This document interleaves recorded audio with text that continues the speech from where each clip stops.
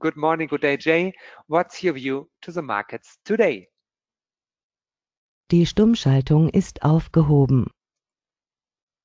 Good morning, Jens. Good morning, traders. I hope you all had a very good weekend. Pat, glad to see you.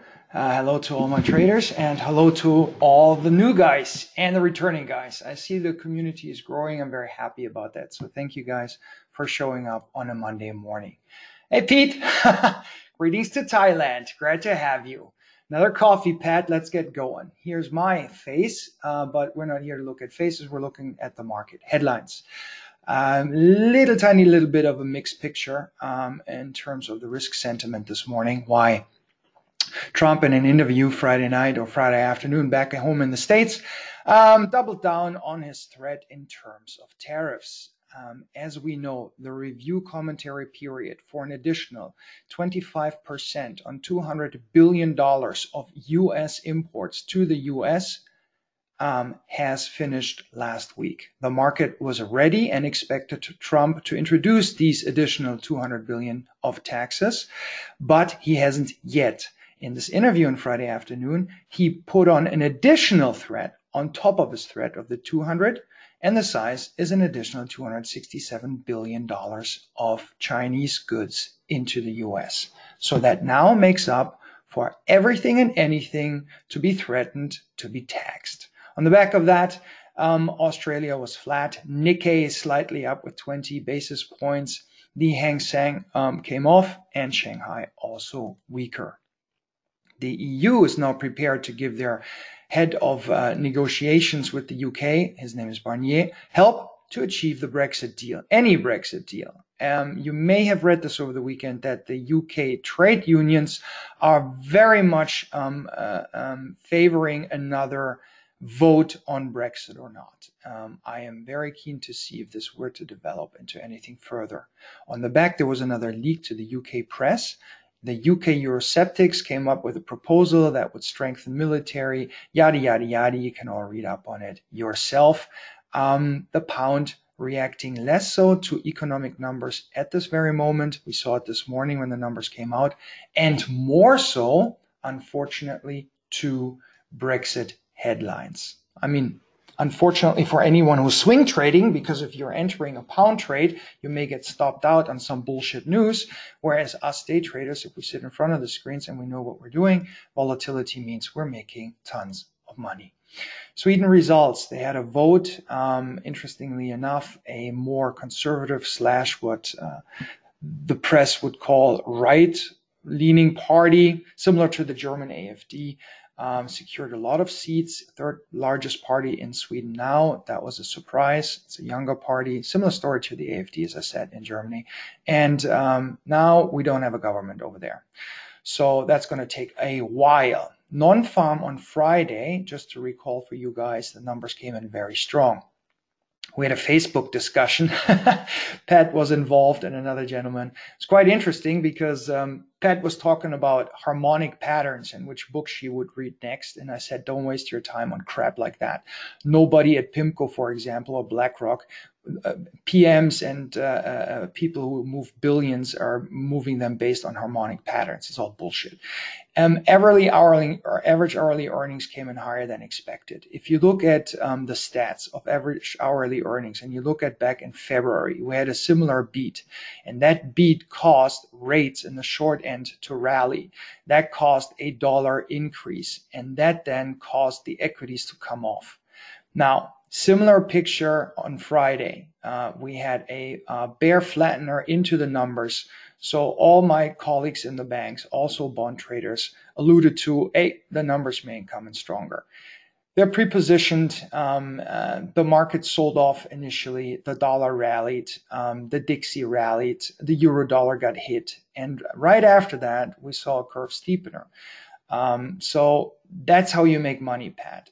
You know exactly when something's going to happen, where it's going to happen, how it's going to happen, and why it's going to happen. And if you can't answer these 4 questions, then you're not a trader yet. But that's okay, because it can be learned if you have the right program and the right teacher.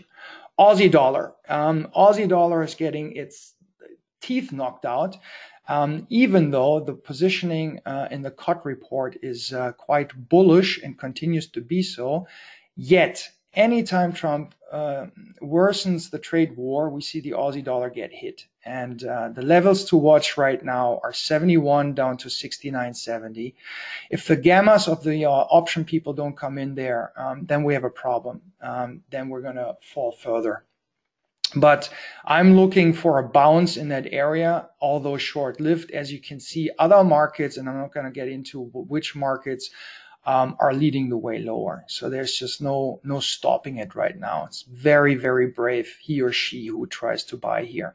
I would much rather short and join the gamma scalpers at 72.50 to 72.80 above. That's the red line. So you see this is a predetermined zone.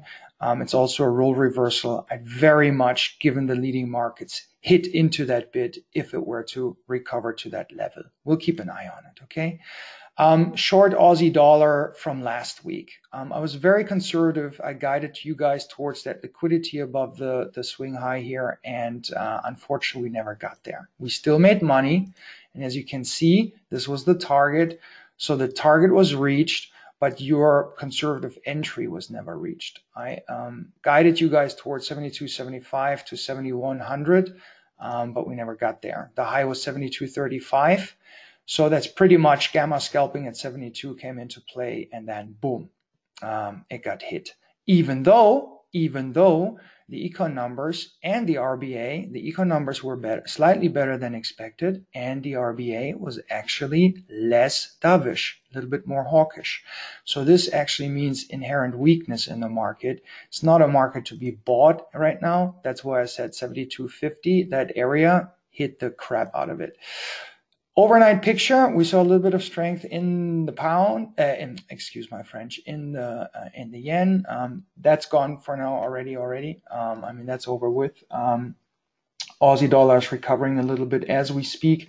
So is the pound, and we see some weakness right now in the yen and in the Swiss franc. If you want to, let's go through the numbers live, because I'm too bored actually copy pasting everything. So we'll just look at it this way. Let's refresh them real quick because we had some new pound numbers come in. We see construction output better, index of services better, industrial production slightly weaker than expected, goods trade balance better, manufacturing production, that wasn't too nice, but the GDP month-on-month beat. So UK economy doing fine for now. Their main issue is let's not mess it up via a nasty Brexit with no deal. The Bank of England, I put a slide together on that in a minute, is on autopilot for now. They need to watch how this is all playing out. So for the rest of the day, we still have Bostich and speaking at Albany Chamber of Commerce with some audience question expected. But Friday, we had 3 Fed speakers, pretty much everything in line. What are you going to say? I mean, it's going well over there. The next thing that will happen is that the retail sales will come off again. Why? Pretty simple. Port of San Francisco, actually it's Oakland, ship arrivals down 25%. On average, every major port in the US, ship arrivals down 10%. Okay, you need to look at crap like that to realize what's happening. What do you think is happening? Why are ship arrivals coming down? Well, who's producing all the toys and all the crap? The Chinese. Now we have 25% import taxes on a lot of these products. That means the consumer who's at the top of the cycle, peaked out, abusing their credit card, look at the numbers, that's exactly what you're seeing, is going to be reluctant to spend more. So retail sales will come off. Guaranteed, I tell you. It's so simple, right? These tariffs are hurting the US economy. Okay, he wants it, he gets it, fine, fair enough. China is in the process of building domestic demand. The US is hurting its domestic demand. So, interesting war scenario. Anyhow, what else do we have that's of interest to us? On Tuesday, let's have a quick look here. We have pound average earnings index that's expected to tick up a little bit higher. Claimant count to come off significantly, another indication for strong economy over there, and then the unemployment rate expected to remain in line. ZEV to come in less negative. Interestingly enough, we had just a few minutes ago Sentex, and that came in much worse than expected. EU Sentex index for September was expected to come in at 14.6, and it came in at 12. So that's not so good. These are qualitative surveys. All right, what else do we have? Let's take a look at Wednesday real quick. PPI out of the US expected to tick up a little bit, so expect some dollar strength into this number. And then the core PPI also to tick up. Payday from me on Wednesday because we have crude oil inventories. Every time, every week, we click money. Plop, plop, plop, like clockwork. It's just brilliant. I love trading oil inventories. 10-year bond auction on Wednesday, that's going to be of importance. Right now, not much of a concession. We call that a concession. At fair value at the moment. Let's see how the week develops and the picture on the Treasury side into that auction. Then on Thursday, we'll have Australian employment change. That's expected to come in better. So a positive number, maybe a positive development potentially for the Aussie, and the unemployment rate expected to remain at 5.3. And then onwards and upwards to the Bank of England on Thursday. I prepared a slide for that, so we'll look at that in a second. And then we have the ECB as well, another slide coming for that. But we also have CPI in the US, and recall early in the week, PPI expected to tick up, and so is CPI. So we do see a little bit of inflationary pressures in the US. Another argument for the Fed to continue raising rates. Then we'll have the 30-year bond auction on Thursday, again here in line, sort of at fair value at the moment. We'll keep an eye into a potential development of concession into that auction. And Friday, Carney speaks, we have core retail sales out of the US already starting to be expected to coming in a little bit softer than last time. All right. Thank you, Donald, for the taxes and the tariffs, sorry. And then we have consumer sentiment out of Michigan, a leading economic indicator to be expect to come in a little bit higher. So that's nicer than looking at slides all the time. Good to go. Now we'll have dollar. Dollar is CPI, as expected, the headline number to rise 20 basis points month on month, and the yearly rate is seen easing by 10 basis points to 2.8. And the core is expected to remain at 2.4. So at least we'll see that there are some inflationary pressures in the US. Why? Energy is expected to boost the headline number as gasoline prices were above their seasonal levels. So gasoline prices were more expensive. Retail scenes are seen rising 50 basis points month on month. Why? Because gasoline prices were firm, and gasoline prices are part of retail sales. You need to know that. And that number is equivalent and consistent with real consumer spending growth of 3% in the third quarter in the US. Okay, here we can see the peak is behind us, 3% growth in the third quarter. It'll be of interest to us to see what happens next. Our focus is chain store sales for the week. Ending September 1, we're up 6.5% to a fresh cycle high. This number is seen very infrequently according to RBC. Now, it's going to take a few months until the tariffs and their negative impacts are going to hit the stores. Prices are going to rise. The consumer will come off their retail spending behavior. Watch and observe. Okay, ECB, we have ECB this week. Nothing new expected. The July meeting was a snooze fest. So is this meeting. Expected nothing new. The asset purchase program is expected to come to a close, drawing to a close end of September, and the rates are expected to remain unchanged. Focus will be, of course, what is the ECB saying in terms of a potential trade war, US versus the EU? On the other hand, why would they know more than the rest of the market? Also, we have staff projections, and RBC expects that the ECB staff will take their 2018 growth down a little bit by 10 basis points to 2%. Why? Because output in the second quarter in the EU was softer. But then again, they say, probably the staff projections will remain the same for 2019 and 2020. Bank of England, recall in August they hiked 25 basis points to 0.75, and they're now on autopilot until after the Brexit. We do expect a unanimous vote, so 9-0, to remain unchanged in terms of the rates. In terms of the wording, the market expects the gradual and limited when they speak about rate hikes going forward. If that were not to show up, but it will, trust us, that would be significant. The pound would react accordingly. And the next move is expected in 2019. In November, the market expects the EU and UK to announce their deal, their Brexit deal. That's it in terms of slides. We made it. So 2 snooze fest in terms of central banks and a little bit of inflation data out of the US. Nothing compared to last week. Last week we had data, tons of opportunities. Commitment of traders. Aussie long signal. These are the boundaries. 70 to be bought, 72.50 to be sold. Not blindly, watch price reaction at these levels. In between, only scalping, only if you know what you're doing. Dollar index, thanks to Michael, one of my traders, he backs into the number for us so we can see no extreme positioning. Kiwi on its way to a long signal. Volatility in the euro came off a little bit. In the pound, increased a little bit, of course. In the yen, slightly increased. And for the VIX, it increased again. That came because of the number on the non-farm payrolls on Friday. There's some significant volatility there. Option pricing, bullish for the London session this morning, long euro dollar, long dollar yen, and long cable. They all worked out, by the way.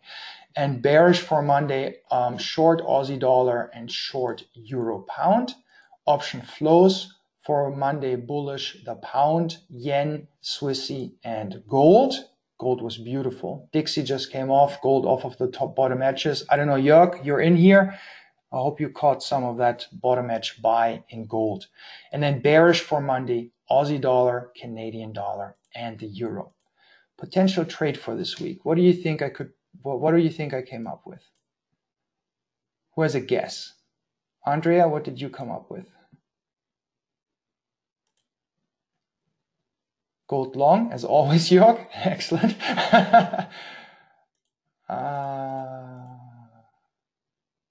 Short Kiwi, Chris. Me too. But with Modris, long Kiwi versus Swissy, also interesting. I like it. Nyati, what? Long or short euro dollar? What are you going for? Long Nasdaq, interesting. DAX long, good one, Oscar. S&P already performing. Very good trade, very good trade, very good trade. Euro dollar, Nyati, which direction? Long or short? Do you want to say? Great trades, guys. I like the quality of the traders in this room. Great trades. Euro dollar already finished. Excellent. Yeah, exactly. I was looking to hit top edges. Okay, cool. Excellent. Chris, I'm joining Chris. And guys, we did not talk about this, but Chris is one of my traders. I also came up with short New Zealand US dollar. Dollar, we see strong economic numbers last week and this week. Always make sure at the beginning of the week that you go through the economic numbers of the prior week again to refresh your mind. And then we have some flight to safety potentially on trade war getting nastier. And then we have new debt issuance this week. If the concession process eludes in the U.S. having to pay a little bit more, that's going to put upward pressure on U.S. yields, and the dollar will follow accordingly. And then on New Zealand dollar, I just cannot see anything positive right now. Even the milk prices are dropping. I feel so bad for these guys. And greetings to my friends who moved there. I have a few friends who actually moved there. If you guys watch this, Chaka Brada, hope you guys have a good time and keep your jobs. Risk to the trade, obviously, if Trump were to dial down his rhetoric and the US-Sino conflict weakens. And then we do have in the back of our mind accumulating extreme positioning in the Kiwi in terms of the commitment of traders. So a bounce could be expected, but we keep an eye on volatility there. Once implied and realized cross, then we know what's happening. This is the picture this morning, and have a look at 65.50. Could be a conservative short around that area. Have a look at potentially taking some of your profits around 64.80, and then see if your stop loss makes sense. As you can see, I mean, it's a 45-degree angle. So Pat, you love technicals, right? 45-degree trends are sustainable and very difficult to get into. What we sometimes do is we close our eyes and we just hit the sell button. It's just very uncomfortable because in 45-degree angles, you do not really get significant retracements or bounces. Okay, NAFTA. Rudy, NAFTA, if you look at our group, Facebook, it was the deficit between the US, the trade deficit between US and Canada was like the 13th or 14th in terms of how bad it is, right? It's a non-event. It's going to go through. It's all fine, not to worry. Of course, Congress can't do anything until November. They're just going to kick down the can. But let's notice, Rudiger, because the market can only play one or two things. Let's keep an eye on if there are any NAFTA headlines. We saw in headlines the last 2 weeks. There were good opportunities to trade the Mexican peso and the Canadian dollar long. Remember a week and a half ago when they announced Mexico deal done, Canadian dollar was to be bought blindly at that minute. Flows were going into it right away. So let's keep an eye on. Good point if we see. Need to take our right tip of the crown. Okay, Pat, I don't even know what that means, right tip of the crown. I traded billions. I have no idea what you're talking about in terms of crown and right tip. I tell you, where gamma is coming into the market and fundamentals and sentiment that drives the big boys. And if I don't know what a crown is, then trust me, the guy at PIMCO doesn't know what a crown is either. And I'm just saying this metaphorically, PIMCO. We could take any huge, gigantic client, and I'm not saying all of the big boys do not understand the lingo of technical analysis. I'm just trying to politely convey to you guys that the market trades on fundamentals and on sentiment. And then in terms of technicals, it's more so where significant topping or stopping volume comes in, where institutional interest actually turns a market. What we call that in the chart is really, who cares, right? It's all about where's fair value, and then price is just an advertisement. High prices are there to attract institutional sellers, and low prices are there to attract institutional buyers. And then the function of any market in terms of the auction is to find the fair value. All right? Okay, I'm overstepping my boundaries. Jens is going to cut me off again in a minute. Thanks for your participation. I really appreciate it. Have a great week. Make some pips, and then I'll catch you guys next Monday, hopefully. And Jens, thank you for the opportunity to trade with your traders. Thanks to Jade. Thanks to all joiners. We have 5 days a week, 5 different traders and 5 different trading styles. Today is more a market outlook and the institutional view. If you'd like to see more the real trade options and trading signals and all the other stuff, just join other traders with other trading styles. Tomorrow is Tuesday, so tomorrow we can join Paul. So hope to see and hear you all again. Greetings from Berlin office.